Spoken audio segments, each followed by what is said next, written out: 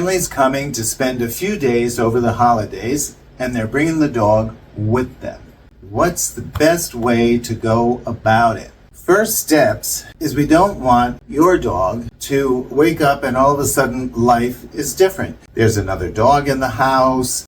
Well, there's more people. All of a sudden, we see things are different. A great thing to do is set up maybe another dog bed in the area where the visiting dog is going to sleep, another dog bowl, a water bowl, something like that. Have that out a few days before the visitors arrive, and don't let your dog use it. Let them do, well, how come there's a bed over there, I can't lay in it. There's a bowl in there, I can't drink out of it.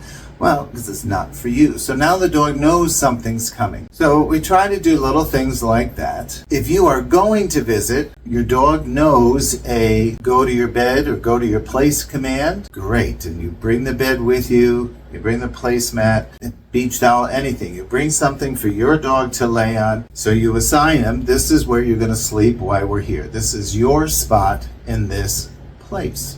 Assign them their bathroom area outside and their sleeping area inside. So you basically teach your dog how life is going to be these next few days in this new environment. With the dog that's already there, we want to make sure they feel an addition, not an intrusion. So if I have a visiting dog, he is not allowed, he or she, the visiting dog is not allowed on my dog's bed. You have your bed. My dog's life has to stay the same. That makes a big difference. You want to be aware of what I call the intimate areas. So the space between the couch and the coffee table, in between furniture, under furniture. Those are places that can bring trouble because to us, it's just the space. To the dog, it affects fight or flight because it's confinement. So if the dog is between, we'll say, the couch and the coffee table, they're confined. The dog is feeling they're in a small space, you stay, and they're compromised so they can be a little defensive. If my dog was allowed up here, I would not let the visiting dog up here. You sit in your favorite, what I call the intimate areas, right? Meaning, this is my place to sit and watch TV at night, and my dog always lays at my feet. And what you notice is that your dog always lays with the hips to you. And dogs do that because they're protecting the weakest part of their body, as the weapons are out. The claws are out, the teeth are out, and there's only a half circle to protect. So it's just a natural guarding instinct that dogs will lay that way against you. So if every night after dinner or whatever, this was my place to sit and my dog lays there, the visiting dog should not come in this area. So we just keep the peace because we keep the boundaries. Just like we respect people's privacy and people's space. So the same thing for the dogs. Be aware of doorways. Be aware of dogs passing each other.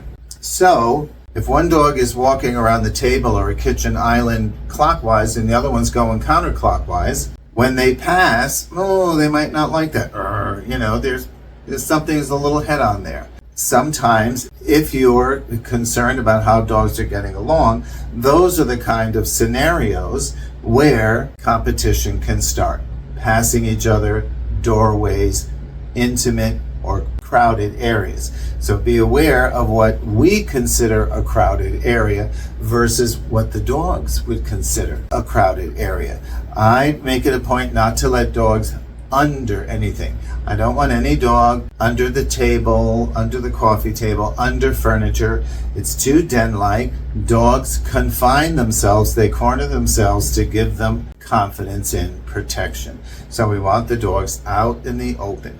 Even if they know each other, they know you, they know everyone, every greeting is starting over. So if he hasn't seen somebody, your dog hasn't seen somebody, meaning dog or human, in a year or 6 months or however long it's been, you have to take the time to have a greeting and get reacquainted. The dogs always have to inspect, a little sniff, they're going to rub against you, get the scent on them to allow you into the pack. And that's when the dog comes over and sniffing you and rubbing against you. It's getting re-familiar with your scent. It's getting a scent it wants to remember. It's putting their scent on you, which will allow you into the pack, because into the den, into the pack, because now you smell like them. So, toys, bones, chew toys, things laying around the floor can be trouble. So, be aware of things laying around the floor. Just everyday dog toys that, again, we don't think anything of it, but the dog probably hasn't touched that toy in a week. That doesn't mean it's okay for another dog to come in the house and touch that toy. Even if they were friends before, whatever the past is, doesn't matter. Dogs are in the moment, and they've come in and they started. It's a new visit. We're starting fresh. Happens every time. It's always about energy. We really want to be aware of energy. So if we're talking and everything's fine and it was an okay day and we're just talking, but now we're telling stories and we're getting loud and we're laughing, and do you remember the da-da-da? And the energy gets up and the dogs are going to respond. And when you have more than one dog, you know dogs copy. So if I'm getting all excited telling you a story and all of a sudden the dog gets up and barks because I'm new and I'm energetic, now any other dog in the area, in the room, in the building, in the house is going to bark. They're going to copy, they're going to join in. That's what dogs do. So I'm not giving my dog the freedom to just wander about. This dog, hey, come on.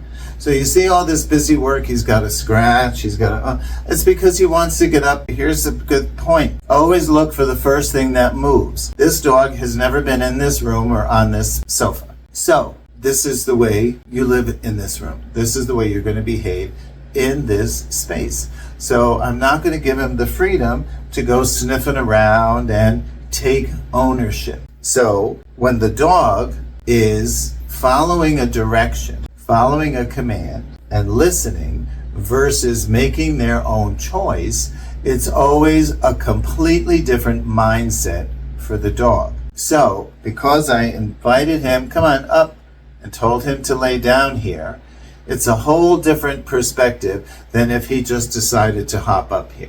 So that's why I'm not letting him just go wander all around. Because see, now he wants to get all playful, roll on the block. You see, he's going to roll on my back and all this stuff. So the next thing, he's up looking for something to chew, getting into mischief. The dog doesn't have to come to the party. If there's going to be a lot of people, there's going to be celebration and drinking and, again, a whole different energy, I would put the dogs away in a quiet area. Because what happens is, again, the dogs respond to energy.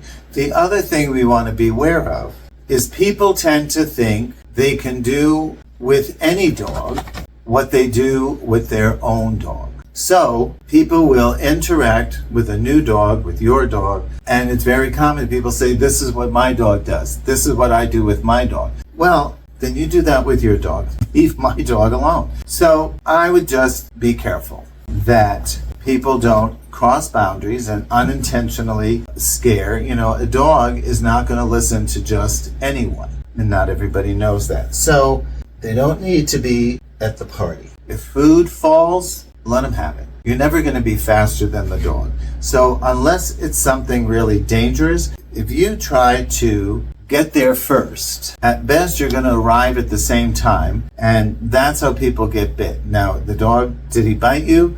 Or was your hand just in the same place that mouth was going to get the food? So unless, again, it's something really dangerous, a loud noise or to distract them, but for the most part, it hit the floor, it's gone.